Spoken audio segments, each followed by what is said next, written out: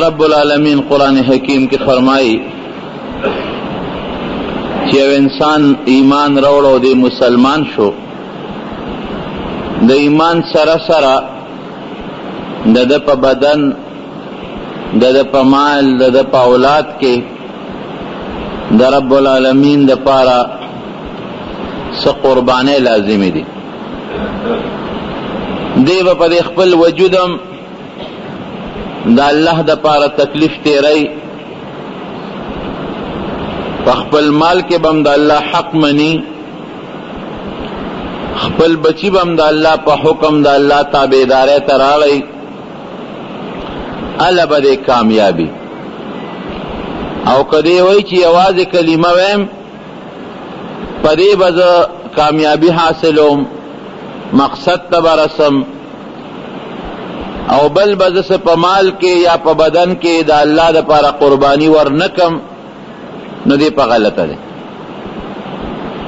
احسب الناس ان یترکوا ان یقولوا آمنا، د خلقو دا خیال دی چې بس مونږ ایمان راوړو وهم لا یفتنون، او د دې ایمان سره سره به زمونږ په بدن یا زمونږ په مال سه امتحان را نشي او مونږ به کامیاب شو. وی دا سوچ د خلقو غلط دی. خود د نبی کریم صلی الله علیه وسلم په مبارک وجود او د هغه په صحابه په مبارک وجودونو چې دغه اسلام او دغه ایمان د پاره کم تکلیفونه تیر شوی دي، هغه مبارکو نیازبین وجودونو الله تخوخ خلقو چې هغه دا تکلیفونه برداشت کړی دي، مونږ به څوک یو چې مونږ به هغه برداشت نکو. دې زمانه کې په مسلمان یو لوی تکلیف شروع دی، تاسو محسوسوئ به په افغانستان کې، په عراق کې، په کشمیر کې، په چیچنیا کې، په فلسطین کې، ځای په ځای. نو دا بعض انسان لکه دا راشي چیرې دا مسلمان خو الله تخوخ دی، دا ولې دا تکلیفونه پې راځي؟ نو دا تکلیف په مسلمان د کافر د طرف نه راتلل، دا د دې خبرې دلیل نه دی چې دا مسلمان د الله خوښ نه دی. یعنې د حضرت بلال رضی الله عنه تکلیفونه ځان ته رامخکې کړي. حضرت بلال رضی الله عنه په وجود څومره تکلیفونه تیر شوي دي. دی اوم مسلمانو شپږ کسه د ده نه مخکې او په اوم نمبر مسلمانو، یعنی هغه وخت کې د مکې مکرمې د مسلمانانو تعداد اوو، شپږ کسه نورو یو ورسره حضرت بلال رضی الله عنه. په مخ د ځمکه مسلمانی په دغه اوو کسانو کې وه، او اوم نمبر پکې حضرت بلالو، او دی غلام دی. ګورې په مکه مکرمه کې یو لوی سردار دی امیه، د هغه غلام رئیس د بل وطن مسافر، تر دې حده پورې چې پیدا شوی په مکه کې دی، خو مور یې وینځه ده، پلار یې مریی دی، او د حبشې سره تعلق لري. د حبشې خلق اوس هم تک تور تور وي، او لوړ دنګ خلک یې په دې حج کې مکه مکرمه کې مدینه منوره کې به تاسو لیدلی دي، مکمل تور وجودونه لوړ دنګ. د حضرت بلال رضی الله عنه وجودم تاریخ چې لیکن هم دا لیکي چې لوړ دنګ سړی و، د رنګ نه تور و، ویښتې ښه ګلګوچي و، او غټ نو سرب نو نری وجود و، د امیه غلام.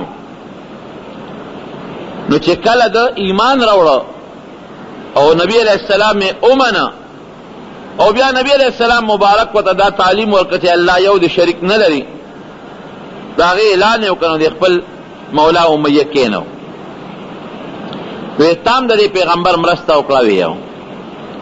زمونږ خدایان دې پرېښودل؟ وی یو بالکل مې پرېښودل. د چا عبادت کې؟ وی دا هغه واحد ذات چې هغه شریک نه لري، زمام خالق دی، د ځمکې اسمانونو د کائنات هم خالق دی، او دا کم بوتان چې تاسو د کم کانو نه جوړ کړي د دغه کانو خالق هم دغه رب العالمین دی.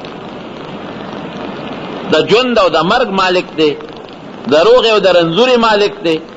ژوند، مرګ، روغه، بیماری، تکلیف، دا تکلیف لرکول دا د هغې ذات چې کم ذات دا ارسه ټوله دنیا پیدا کړې ده، هغه یو ذات باندې زما ایمان دی او هغه یو الله منم، د هغه نه ما سوا بل خدای بل الله نه منم،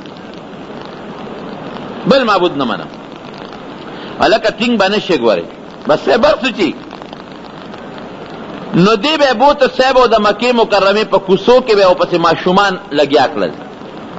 هغې ماشومانو په چوکو به وو او زغلو به واړه به ورپسې و، چا په کاڼو به ویشته، چا به په چوکو وو. تاسو اندازه ولګوئ چې یو مشر سړی وي او ماشومان ورپسې الاګانې وباسي او په چوکو یې وی، په لختو یې وی، په کاڼو یې وی او د مکې په کوڅو کې زغلی. د هغه تکلیفونو سره او د والو ټکولو نه علاوه بېزتي څومره شوه. لیکن د دې سره سره چې ده به غزار خوړه په لرګي باندې یا په کاڼي، نو ده به دا نه وي چې وایي مړ شومه، وینه به ترې بیا دا به نه وي چې وایي مړ شومه. ده چې به غزار خوړه او څونه تیز غزار به ده به وي الله احد، الله یو دی. چې بیا به غزار ورکو ده به بیا آواز کو الله احد، الله یو دی. نو بیا به د مکې مکرمې نه بار وویسته او په شګو به یې سملو او غټ د غټې غټې تیږې ګټې دا به په دې سینه د پاسه والا کېښودې، ګرمې تیږې ګرمې د مکې مکرمې د نور او د هغې د تاو نه دی الله وساته. هوی یخه ده، سوری یخ دی، خو نور یې دومره ګرم دی چې نور ته سړی ودرېدی نشي. په هغه نور به په ګرمو شګو سمله او په سینه به ولا ګټې کېښودې او د خلکو به تماشه کوله. دې غریب به بېهوشه شو چې پته به ولګی چې دې خو اوس مري، نو زر به یې ګټې لرې کړې، اوبه به پې واچولې، راپا به یې څه تر دې حده پورې پکې لاسونو کې به ولې پړي واچول او ماشومانو ته به یې راکاږې په دې ځمکو باندې. لیکن سره د دې نه هغه د دې خپلې ژبې د دې خولې نه د الله نوم ګورې نه دی لرې کړی. قرآن حکیم کې رب العالمین فرمایي، یو لوی آیات دی، که یو سړی مجبور شي الا من اکره وقلبه مطمئن بالایمان، مجبور شي یو سړی یو کافر وجني تکلیف ولا ورکوي، نو که دی د هغه کافر نه ځان خلاصوي او په دې ژبه د کفر کلمه ووایي، یاره پړه کې مسلماني وي دا خیر دی. زموږ د علماو ته رخصت وایي، خیر دی د کافر مخکې که د کفر خبره دی اوکړه ته ترې بچ کې ځان ته خلاصوي، بېعزته کوي دی، وهي دی، وجنې دی، خو چې پړه کې د ایمان پروت یړنی نه وباسې، د هغه نه ظاهري ځان ساتي، خیر دی. لیکن بل طرف ته که یو سړی وایي چې نه د خولې نه هم کفر نه وباسم، ما دې ملکي زما دې بېعزتي وکړي، دې ته عظیمت وایي، دا بیا ډېر اوچته مرتبه ده. هغه وی خیر دې هېڅ پروا نشته، دا دې وخت کې ماله جایز دي چې زه په دې خولې د کافرانو خبره وکړم او پړه کې مې ایمان دی، لیکن داسې نه کوم، په هغه بهتر سوچ عمل کومه. صفا به آواز کو لا اله الا الله، اشهد ان لا اله الا الله واشهد ان محمدا عبده ورسوله، الله احد الله احد الله احد، الله یو دی، الله شریک نه لري. وهبه ماشومان به ورپسې کړل، زه ورپسې لاګانې وباسې. دومره تکلیفونه په مخ د ځمکه چې په دې لومبي وخت حضرت بلال رضی الله عنه ته به میلاوېدل، دا چاته هم نه دي میلاو شوي. اوس به ته څه وې، ته به بلال جوړ د خدای نه دی خوښه، ولې د کافرانو د لاسه ولا الله عذاب ورکوي؟ دا ولې بلال ته د کافرو د لاسه عذاب میلاوېږي؟ دا خو دنیا د امتحان ځای دی. کله به دې په وجود تکلیف راځي، کله به دې په مال تکلیف راځي، کله به دې په بچو تکلیف راځي، کله به دې په ځمکه راځي، کله به دې په کور راځي، کله به دې په جایداد راځي. دا خو د انسان مقصد نه دی، ورپسې خیرت به دې بیا د کامیابی وي. نو نن هم که په چا تکلیف دی، په افغانستان کې، په عراق کې، په چیچنیا کې، په بوسنیا کې، په نورو ملکونو کې، دا د حضرت بلال د عبرت واقع ځان ته رامخکې کړي. د نبی علیه السلام څومره نږدې صحابي، دومره نږدې حضرت ابوبکر صدیق رضی الله عنه یو ځل په لاره باندې ته او د مکې مشرکانو دې راګیر کړی بلال، او وهي او ټکوي او راکاږي، او کله په سینه په دې طرف راواړئ، په دې شا ولې تیږې کېدې او ټوپونه پې وایي، کله په دې شا باندې سملی په سینه ولا ګټې کېدی او ټوپونه پې وایي ماشومان ورپسې لاګانې وباسي. حضرت ابوبکر صدیق رضی الله عنه د مکې سردارانو کې سردارو ورنږدې شو. امیه ته وی دا ستا غلام دی ویو یاره مهرباني وکړه دا په ما ولې وهې وی ده زمونږ د پلار نیکه دین پرېښی دی. وی څه چلو شه د خپل دین دی که نه وی نه نه یې پرېږدو سزا به وله ورکو. وی خرڅی نه چې دې د نه په بیه والم. وی ډېره ښه ده. هغه وی راشه ځان ته خلاص کا.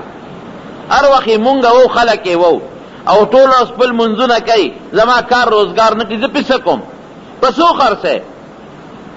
امیه ورته ډېر لوی قیمت ووی چې ابوبکر به په دومره غټ قیمت والي که به یې وانلي وی په دومره پیسو یې خرڅی وی یو وی راکه لاس جوړه شوه پیسې یې راوړې امیه ته یې وسپارلې او بلال ته وی راځه راځه دې که ځان سره یې راوست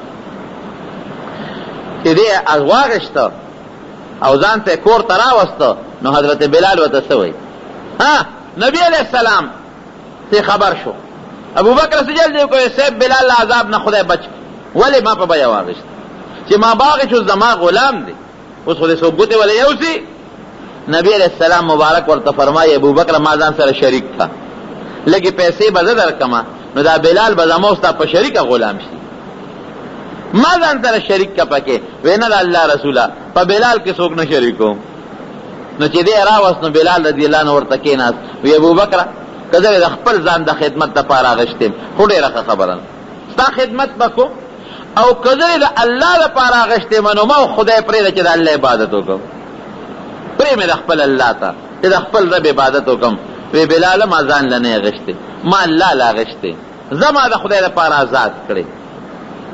حضرت عمر فاروق رضی الله عنه به فرمایل وی ابوبکر سیدنا و اعتق سیدنا ابوبکر زمونږ سردار دی او زمونږ سردار آزاد کړی دی. ګوره بلال ته به سردار وی اعتق سیدنا زمونږ سردار بلال آزاد کړی دی. وی دا الله دپاره ما آزاد کړی. وی ډېره ښه ده زه پیشه زما رب پیشه او زما د رب عبادت پیشه. د نبی کریم صلی الله علیه وسلم سره 24 گھنٹے به موجودو 24 گھنٹے جدا کېده به ترې نه. هجرت د مدینې منورې چې کله نبی کریم صلی الله علیه وسلم وکړ نو په دویمه هجره کې پیغمبر علیه السلام د ملګرو سره مشوره وکړه چې یاره د مانځه دپاره به څه کوو دا بان لا نو مقرر څه به کوو.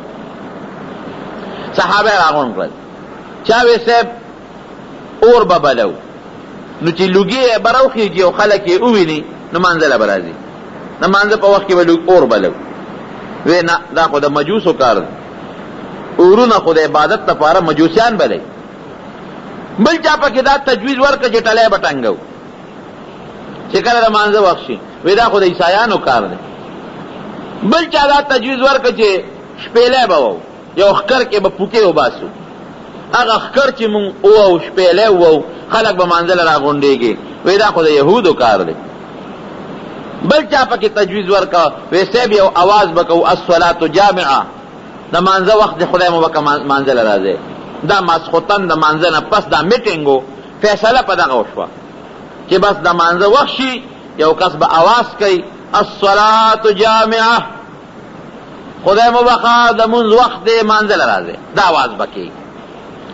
لاړل صحابه کرام رخصت شو کورونو ته لاړل چې لاړل د شپې عبدالله ابن زید ابن عبد ربه دا یو صحابی دی د نبی علیہ السلام د خوب ولید وی د مدینه منورې په بازار کې روانیم یو سړي سره ټلی ده هغه ټلی خرڅی زه ورغلم د الله بنده دا ټلی خرڅی وی هغې وی چې او ته پې څه کې وی مې چې دا به مونږ د مانځه لپاره ټنګو خلک به پې رابلو اوس خوب یې نه که نه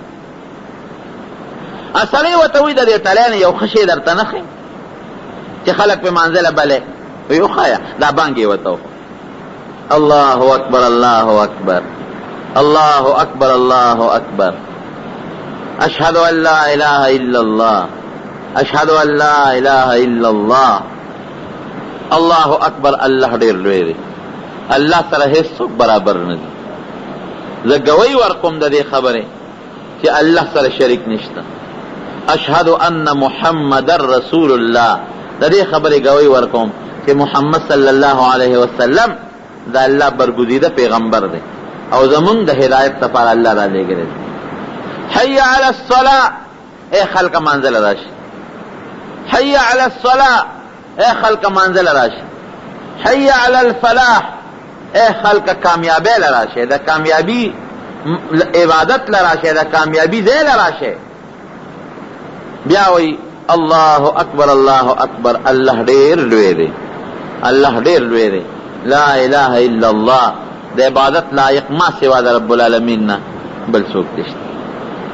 دا بانګې وتاو او اقامت یې موتاو خو ویل اول به داسې وې او چې بیا کله مانځه ته ودرېږې نو بیا به د اقامت وې قد قامت الصلاة به پکې وې چې خدای مو بخه مونځ قایم شو، مونځ ته جمع ودرېده راځئ. دی چې د خوب نه راویښ شو په منډه راغی نبي کریم. دا اصلي خوب سړی د پېشمني وخت کې نیسي عموما ویني. راغی نبي علیه السلام له وی د الله رسوله ما خو بېګا داسې خوب ولید، یو سړي ټلی خرڅوله بازار کې. مې چې دا خرڅی نه وی ولې نه څه پکې مې چې په دې مانځله خلک بلو. وی ښه شی راته ښیم. مې چې وښایه وی دا بانګ یې راته وښو. نبي علیه السلام مو به څنګه بانګ ورته یې واورم چې وویله وی انها لرؤیا حق ان شاء الله، دا رښتونی خوب رښتونی خوب. پیغمبر علیه السلام چې معراج ته تللی و دا بانګ یې اورېدلی خو دا ورته پته نه وه چې څه دپاره دا بانګ دی. هلته د فرشتې نه بانګ واورېد، پته ونه لګېده چې دا بانګ څه دپاره دی. نو چې ده ورته خوب بیان کړه چې ما ته خو هغه فرشتې ووې چې په دا بانګ داسې وایه، نو ورته پته ولګېده او ما ته خو چې معراج کې هغه فرشتې کوم شی ورولی و خو دې دپاره دی. بس وی دا رښتونی خوب دی. ښه اوس هغه صحابي ته وی عبدالله ابن زید ته حضور پاک مبارک داسې ورته نه وي چې پاسه اوس خلک شا بانګ وایي د مانځه وخت دی. وی داسې کار وکړه قم مع بلال فالق علیه ما رأیت، تا چې کوم خوب ولیده بلال سره ودرېږه دا ورته وایه، تا لیدلې دا ورته وایه فانه اندى صوتا منک، دې ستا نه په اواز کې اوچت دی. او بل روایت کې راځي احسن، ښکلی اواز یې رستانه، اواز یې ښایسته دی او اواز یې اوچت دی. تا چې کوم خوب ولیده ته یو ټکې وایي چې دې اقسې وایي. نو لومبې بانګ د ټولو نه مخکې چې کله بانګ مقرر شو د نبی علیہ السلام په جماعت کې حضرت بلال رضی الله عنه شروع. ګوره د هغې سختو بدل الله ورکړو که ورې نه د هغې تکلیفونو بدل ولا رب العالمین ورکړو. الله د چا تکلیف د چا محنت ګورې ضایع نه ګرځوي. زما چې څوک خدمت وکړي چرته به یم زه کوشش به کوم چې بدل خپله خلاص کړم. نو الله به سیږنه مسلمان او بیا د هغه انسان چې د الله لپاره په بلال کې سخت تېرېدی خو د الله لپاره پې تېرېدی که نو الله به څنګه بدل پرېږدي. الله تا ته وایي بدل خلاصوه، تا ته وایي چې څوک د سره خو کي ښېګړه ورسره کوه. نو چې د رب العالمین سره څوک خو کي د الله د دین سره څوک خو کي نو الله پاک به د هغې بدل خلاصوي او که به یې نه خلاصوي. څونه بهترین بدل یې وله ورکړه. نو بس صاحب دی ودرېده حضرت بلال. یعنې عقل خدا وایي چې کوم صحابي خوب لیدی دی پکار چې بانګ هغه ووایي. زه پرېږده دا لومبې خو دې ووایي که نه بیا به بلال دویم بانګ ووایي وروسته به بلال مقرر شي. نه نه نه اوس الله ولا هغه بدل خلاصوي. بلال سختۍ یې تېرې کړې دي، داسې سختۍ یې تېرې کړې دي چې داسې قرباني چا هم نه ده ورکړې. اوس داسې ثوابونه در کوم چې دا به چا ته هم حاصل نه شي. څنګه ګوره د پیغمبر علیه السلام په ټوله زندګۍ کې بانګونه ده ویلي دي چې بانګ یو سړی ووایي او د دې سړي په بانګ 100 کسه راشي مانځله، 200 کسه راشي، 100 کسه راشي، د هغه 100 چې د مانځه څومره ثواب کېږي دومره د بانګي کېږي. وایه که نه ثواب پکې شته که نشته؟ به بانګ یو سړي وی الله اکبر د ده بانګ 1000 کسو واورېده او 1000 کسان مانځله رالل. د هغه 1000 کسانو د راتلو چې څومره ثواب کېږي د هغوی به نه کمیږي، د هغوی برابر ثواب به د بانګ والا کېږي.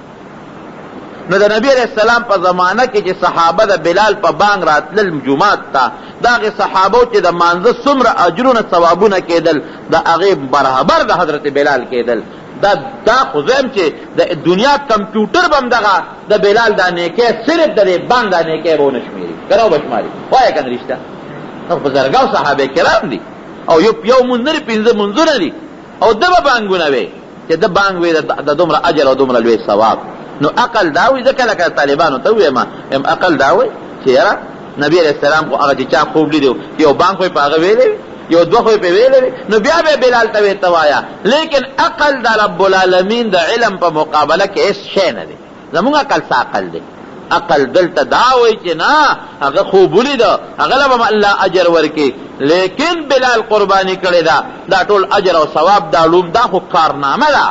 لکه لومبې بانک چا ووایي لومبې چې دا بانک لازم شوی دی یعنی بانک مقرر شوی دی لومبې چا ووایي حضرت بلال وایي چې بانک یې شروع کو دله خو الله آواز عجیب آواز ورکړی ناشنا آواز و. حضرت عمر فاروق رضی الله عنه ځان په صادر راکاږي په منډه منډه را روان دی. چې راغې نبی رس تپوس وکړه څه چل شو؟ وی دا چل شوی دی خوب لیدلی شوی دی. وی قسم په الله چې ما هم داسې خوب اوس ولیده. 14 صحابه کرامو 14 په دغه شپه دقه یو شان خوب لیدلی. دا بانک 14 صحابو ته په خوب کې رب العالمین ښودلی او نبی کریم صلی الله علیه وسلم تصدیق وکړه. نو د مکې مکرمې مؤذن مقرر شو حضرت بلال ته به بانک وي بانکونه به وي که په سفر به نبی علیہ السلام تالته به بانک وي. یو ځل پیغمبر علیہ السلام په یو سفر تللی چې کله واپس راتله نو نبی علیہ السلام مبارک په دې اخیری شپه کې به خوب کو بیا په سفر کې ستړی شو د شپې سفر وکړو چې سبا ته لږ وخت پاتې شو یو ځای کې خیمې خښې کړې قافلې ودروله. یاره وي څوک به زمونږ څوکۍ وکړي د مانځه لپاره یو کس به ویښي سبا ته به ګوري چې سبا راوخېږي چې مونږ پاسئ چې مونږ مونځ وکړو.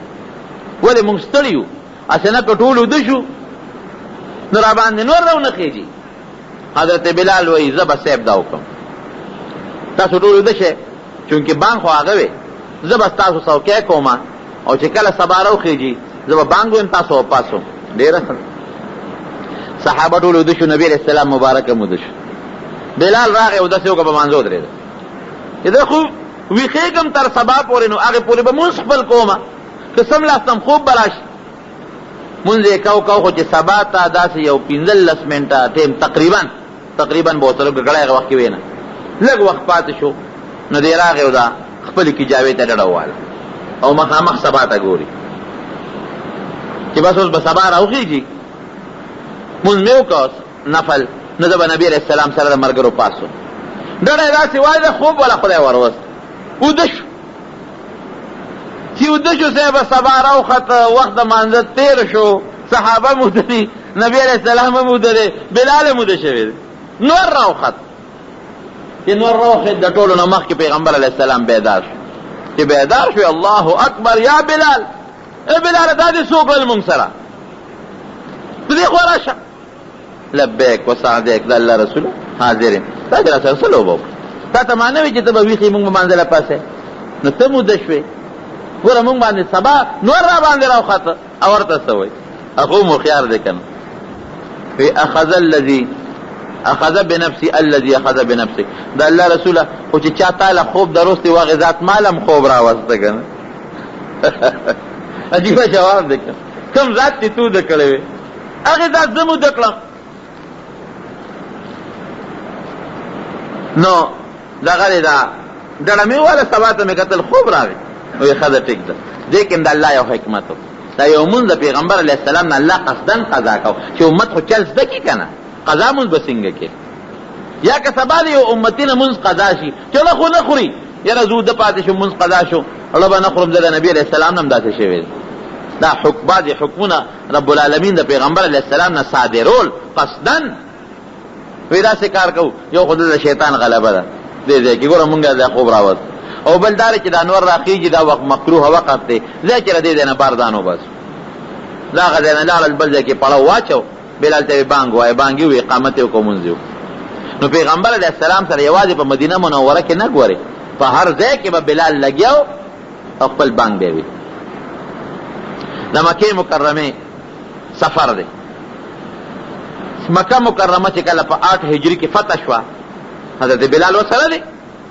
کوټې به ترې ګورې نه جدا کېده چې مکه مکرمه کله فتح شوه 360 بوتان دي دا بیت الله نه غیر چاپېره چې دا کوم ځای کې خلک تاویږي مطاف ورته وایي 360 بوتان چې دا کافر به تاوېدل هغه خپلو بوتانو له به یې لاسونه وړل بیت الله کې دنم غټ غټ بوتان ولاړ نو چې کله مکه فتح شوه نو نبی کریم صلی الله علیه وسلم سره یو مزیدار چوکه وه، یو بوت ته به یې چوکه وله خوله به را پرېوت، بل بوت له به ورغې چوکه به یې ورته وله خوله به را پرېوت. ټول بوتان یې دړې وړې کړل او صحابو ته حکم وکړه دا یو څه مات کې وغورځوئ، خو بیت الله پاک کې دننه هم پاک کې او بار هم پاک کې. دننه پکې د ابراهیم علیه السلام او د اسماعیل علیه السلام بوتان جوړ کړي، هغه هم راوویستل، دننه هم پاک شو بار هم پاک شو. اوس په بیت الله به اذان به څوک وایي؟ دا په بیت الله کې لومبی اذان دی، دې نه مخکې په بیت الله کې اذان نه دی شوی، ځکه د پیغمبر علیه السلام د هجرت نه مخکې خو بانګ لاونه مقرر نو، او د هجرت نه پس خو 8 کاله تیر شو، خو مکه مکرمه خو د کافرو سره وه. بانګ دا لومبي بانګ دی په مکه کې د بیت الله په خوا کې، دا به څوک وایي؟ اوس نبی کریم صلی الله علیه وسلم صحابه ته این بلال، بلال څه شو؟ راو شام علی راو بله راوی بله، صحابه ورپسې لاړل، وی نبی علیہ السلام دی غواړي. چې راغی پیغمبر علیہ السلام ته مخکې ودرېد، بلال لبیک. دا عادت ته و چې کله به علیه السلام ول آواز ورکړه ته به لبیک وسعدیک، د الله رسوله درته حاضر ولاړ، او چې څه خدمت رانهلې هغې ته هم حاضر ولاړ. وی بانګ به وی ښه د الله رسوله بلکل به کوم ځای به وی حیث امرتنی، د الله رسوله چې کوم ځای ته حکم کې، زه خو غلام یم، کوم ځای چې حکم کې بس ما ته حکم کو چلته بانګ ویم. نو د بیت الله په دې سر د پاسه د بې ضرورت او درېدل مکروه دي، بیا ادبي ده. که ضرورت وي یو سړی په عبادي کوي یا یو سړی د پاسه پې سیمټ مږي خټه مږي لرګي پرېږدي، خو ضرورت دی، خو بې ضرورت د بیت الله د پاسه ودرېدل دا منع دي. اوس هم د جهاد په هغه پابندي ده چې جهاد هم ځي د بیت الله د پاسه به نه تېرېږي، اخوا دې خوا به تېرېږي، دا غټه بې ادبي ده. پرې کوم ځای به بانګ وی حیث امرتنی، د الله رسوله چې کوم ځای کې ستا حکم ایمان حکم کوه، وی داسې وکړه د بیت الله دې سر ته وخېږي او د بیت الله په دې سر دا لومبې بانګ ووایه. لومبې بانګ په بیت الله کې چې بوتان مات شو چا ووی؟ بلال رضی الله عنه. او کوم ځای کې ووی؟ د بیت الله په سر. او داسې خشته اواز چې کوم اواز د الله اکبر ده ووی، نو په مکه مکرمه کې په کورونو کې بعضې کافران پټ شوي، ځکه چې نبی علیہ السلام حمله وکړه په مکه مکرمه، بعضې کافران په کورونو کې پټ شو، بعضې ښځې په کوټو کې دننه ننوتې، ښځې مسلماني خو د هغې خو کفر وکړه، د مسلمانۍ سره خو دشمني وه، نو بعضې ښځې په کوټو کې دننه پټې شوې چې دا مسلمانان لاړ شي نو موږ به بیا راوځو، او بعضې سړي پټ شو په کورونو کې دننه چې دا نبی علیہ السلام او مسلمانان لاړ شي نو راوځو به. تاریخ لیکي چې کله بلال په خوږ اواز باندې بانګ شروع کړ نو هغه د کافرو د مشرکانو ښځې او سړي د کوټو نه ورته بار راووتل.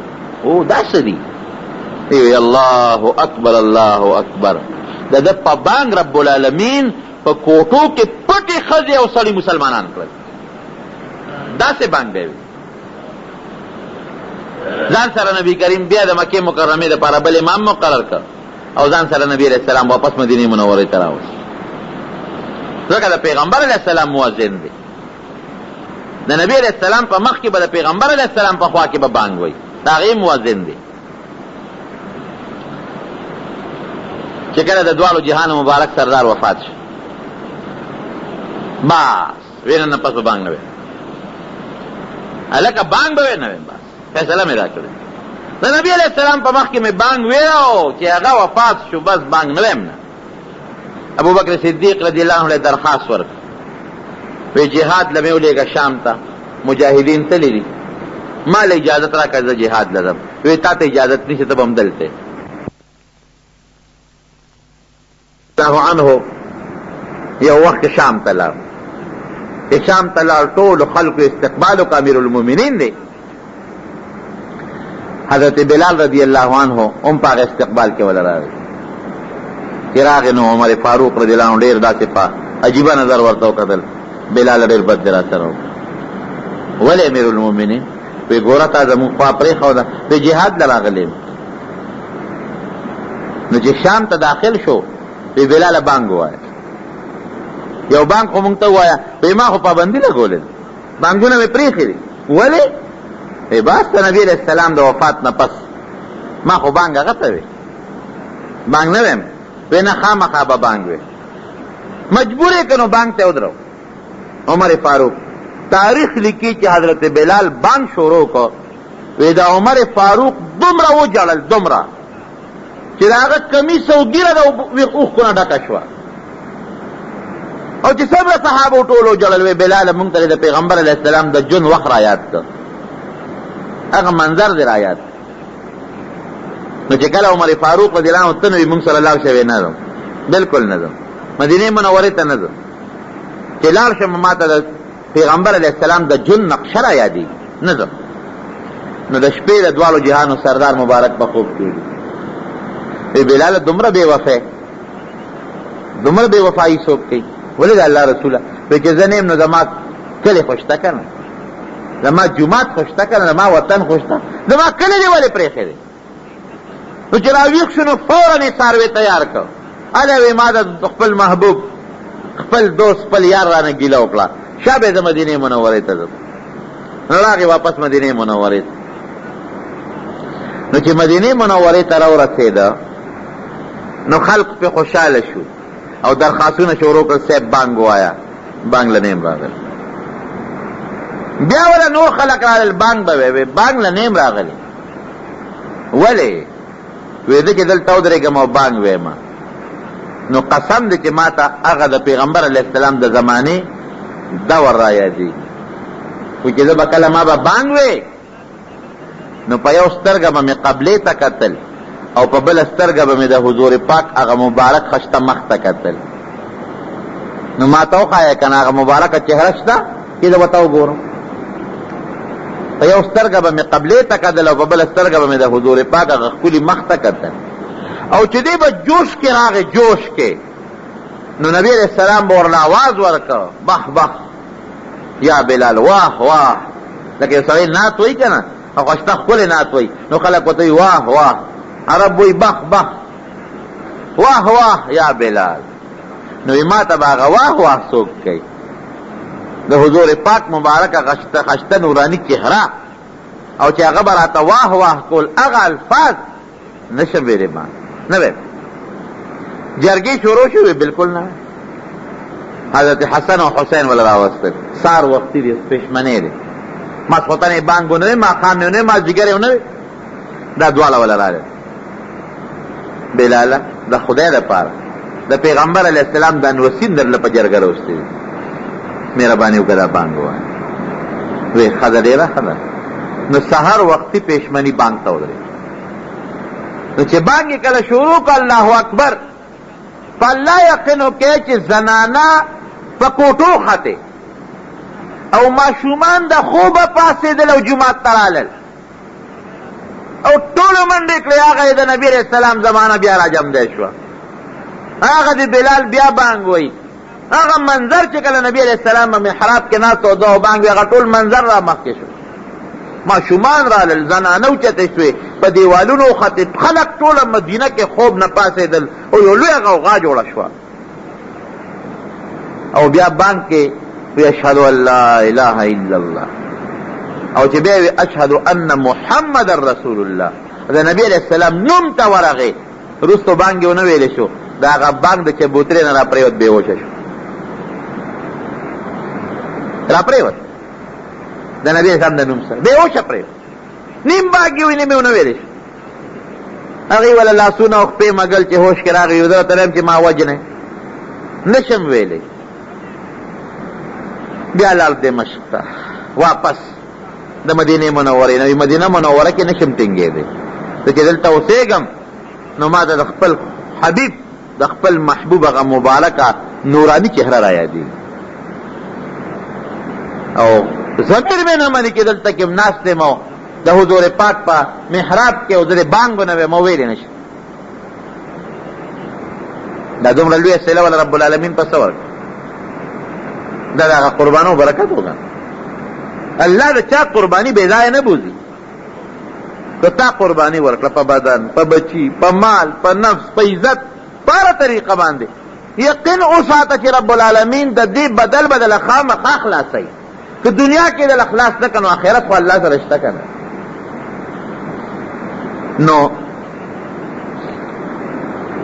میرا پیغمبر علیہ السلام یو ځل او د کې به بانګ ویږي با عادت مو خادمو د نبی علیہ السلام چې بانګ به اخلاص کړ او نبی علیہ السلام به چرته جمعات کې نو کور به بعضې وخت کې به داسې وه نو بیا به ورغی پیغمبر علیہ السلام ته دروازه کې به ودرېده چې د مانځه وخت به شو حی علی الصلاة هسې د بانګ نه پس بیا سې اواز وکړو لکه مو وایي مانځه له راځئ حی علی الفلاح یا رسول الله دا الله رسوله منزل راځه دا الله رسوله کامیابی ځای له راځه. نو نبی علیہ السلام سره که بلاس کې څه شي او به یې وغورځو را منډه به یې بلکې یو ورځ وایي نبی علیہ السلام مبارک غوښه خوړه هغه غوښه ډېره وه ورسره کور بندیان هم دي نو په چاړه باندې د هغې نه لږه لږه غوښه کټ کوله او داسې وکړه مانځه ته لا یو څو منټه وو غوښه یې پرې کوله بلال بانګ ویښوله د بانګ او د مانځه منځ کې یو فرق وي راغی بلال او دروازه کې ودرېده حی علی الصلاة یا رسول الله د الله رسوله مانځه له راځه. نبی علیہ السلام مبارک وخندل چاړه یې غورځوله وی ما له تربت یمینه وی لاسونه یې په خاورو ککړ شه غوښې نه ډوډۍ نه وویستو وی خندل او بار ته ولزر په منډه راووته بلاله ډوډۍ نه دې وویستو لکه لږ صبر خو به دې کړی او اختر مانځه کې چې نبی کریم صلی الله علیه وسلم ښځې به هم راتلې سړي به هم راتلل نو چې کله تقریر به وکړو ټوټ سپیکر خو به ونه بلال به ځان سره که راځی نو ښځو له به ورغی ښځې به شاته ولاړې ښځو ته به ځان له تقریر کوو هغوی له به صدقې ترغیب ورکوو صدقه ورکې خیرات ورکې نو چې ښځو نبی علیہ السلام د خیرات او د صدقې بیان به وکړو نو ښځو به غوږ ته ګوتې کړې والی به یې ویستې والی او مړی ته به یې ګوتې کړې میل به یې ویسته بلال ته به یې څادر کې اچوه ورسره به لکه د خادم ګرځېده به یې څادر کې واچول یو بیاړل نو اختر کې خو فقیران او مسکینان راغلي په هغې به نبي علیه السلام فورا هغه څیزونه او هغه مالونه تقسیم کړل ورسره به ګرځېده بلال چې معراج ته نبي علیه السلام تللی دی واپس راغی نو بلال ته وایي حدیث دی بلاله څه عمل دې کړی دی او عمل راته وښایه ولې وایي زه چې کله جنت ته تللی ما په خوب کې او که په ویښه کله نو ما د خپل ځان نه مخکې ستا د دې پیزار کشار اورېدلی دا خادم د دې خپل مشر نه عموما مخکې رواني لار ورته برابروي ستا د پیزار کشار لکه ګرځې په ځمکه او په جنت کې د څپلو کشار اورېدی شي د نبي علیه السلام سره نږدې دې نه لوی منقبت بل شته رونو دا څه عمل دی کړی وی صاحب بس دوه کاله کوم یو چې بانګ ویم نو ورپسې مونځ کوم او یو چې کله اودس وکړم نو دوه رکاته مونځ کوم تحیت الوضو ورته وایي چې کله سړی اودس وکړي او وخت وي نو دوه رکاته نفل وکړه او که وخت نو د سنتو وخت و ماسپښین دی خیر دی هغه وکړه او که جمع تیاري بیا پرېږده خو که وخت درته وي او مکروه وخت هم نه نو دوه رکاته مونځ نفل تحیت الوضو نبی علیہ السلام ورته فرمایل دا د دغې دوه رکاتو برکت ته چې ته کې چې ته ګرځې په دې فرش په دې ځمکه او د پیزار کشار د عرش سره اورېدی شي او بیا ورته وایي یو بل خبره درته کوم خوشخبري وی جنت کې ګرځېدمه یو ډېر خشته ناشنا محل او د هغې محل سره خوا کې یو وله بیده او هغې وله کې داسې مزیدار یخې اعلی خوشبوی او به وې چې زه نشم ویلی او د هغې ولې په غاړه یو حوره ناسته وه هغه حورې اودس کو اودس دا چې مخ لاسینځئ نو هغې حورې چې به د هغه ولې نه په لپ اوبه راواغېشتې او په مخ به یې واچولې نو لکه د ملغلرو غوندې به د هغې د مخ نه څاڅکي پرېوتل داسې خشته ښځه حوره ما په دې خپلو سترګو نه ولیدې په دې خپلو سترګو او داسې بهترین محل په جنت کې ما په دې خپلو سترګو نه ولیدې او چې دا کومه وله ده جنت ستا د هغه محل نه بار بیده داسې خشته اوبه مې نه ولیدې نو ما د جبريل علیہ السلام نه تپوس وکړ چې دا محل د چا دی؟ ډېر اعلی محل دی، بهترین.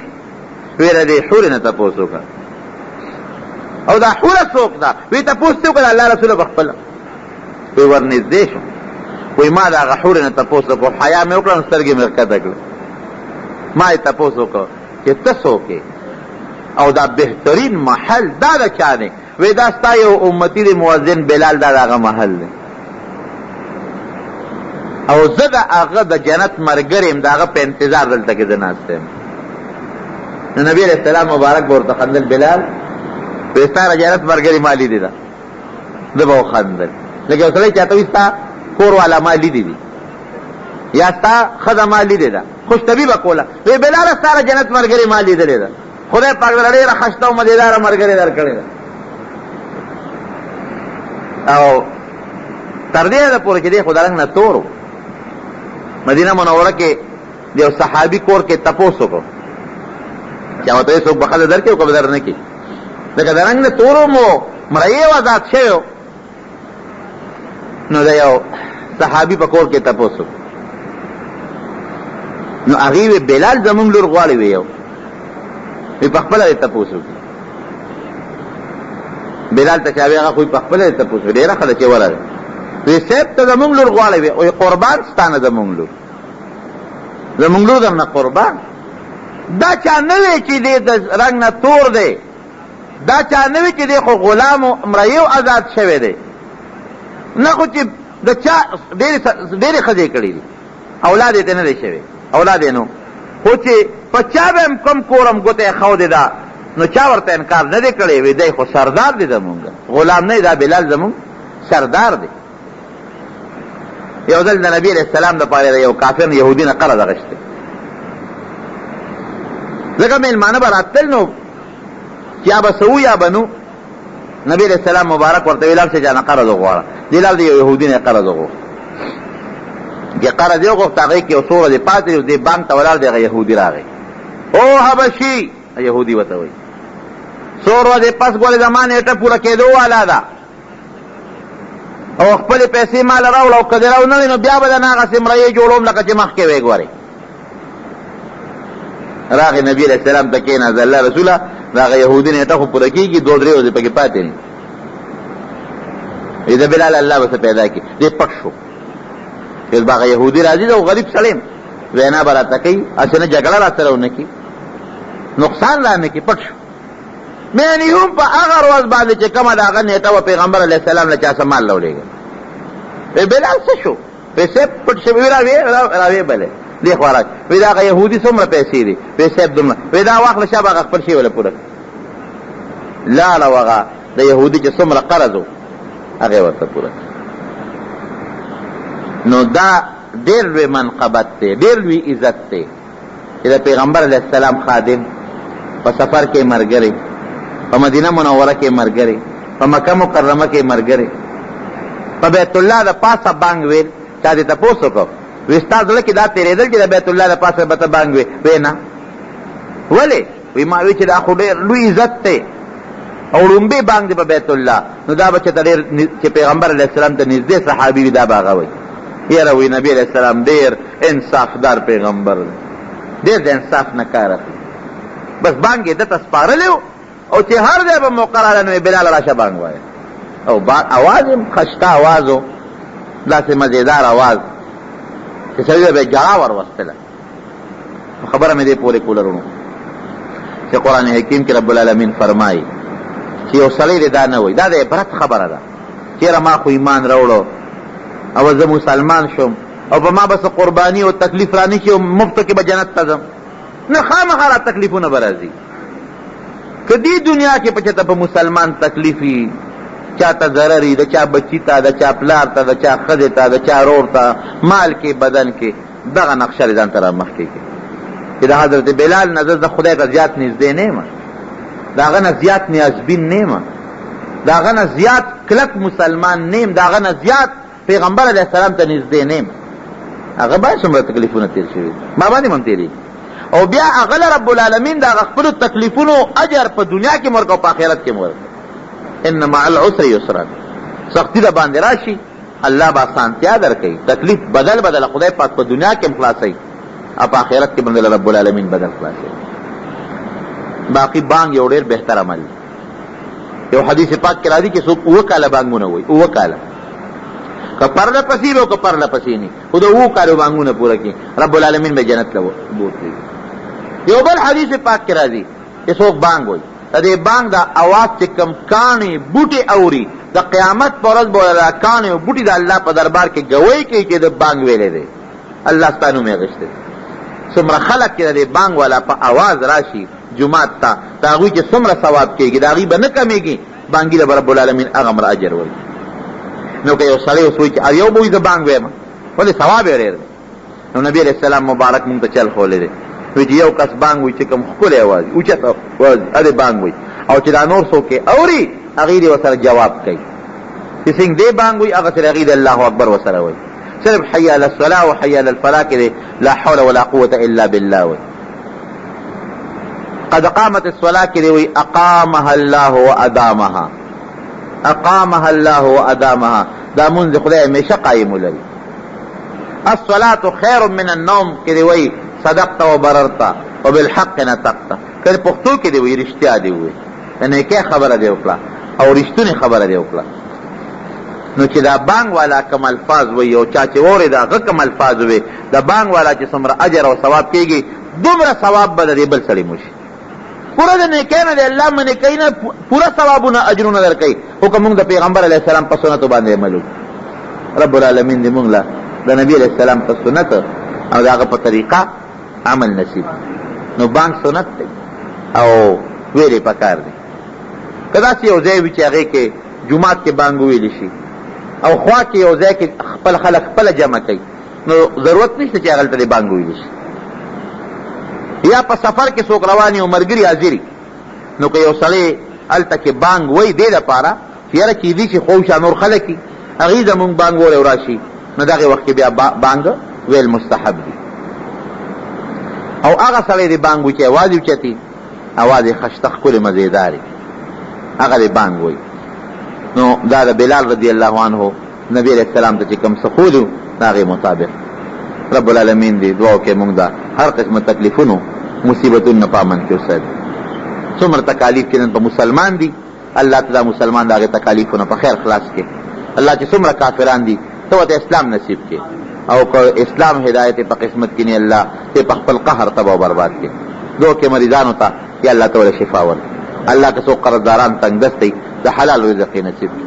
یا الله چې د چا په کورونو کې څه بیمارۍ تکلیفونه دي هغه له په خیر بدله کړي. الله که د چا رواني دشمنۍ طرفګنۍ دي ته وله په اتفاق او په اتحاد باندې بدله کړي. یا الله موږ د دواړو جهانو د غمونو نه وساتې، الله د پریشانونو نه وساتې، الله د مصیبتونو نه وساتې. څومره مشران وفات دي وبخې، چې څومره جنبي دي الله د اسلام د هدایت زندګي نصیبه کړي. پروردګاره چا په زړه کې څه حاجت شریعت سره موافق دی الله ته پوره کړي.